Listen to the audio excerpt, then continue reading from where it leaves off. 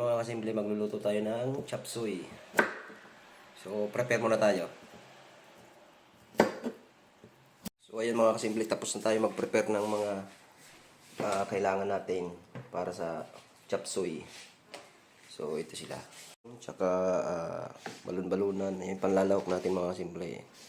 Cauliflower, broccoli, repolyo, tapos yung siling malalaki, carrots. Nilagyan ko na rin ng talong.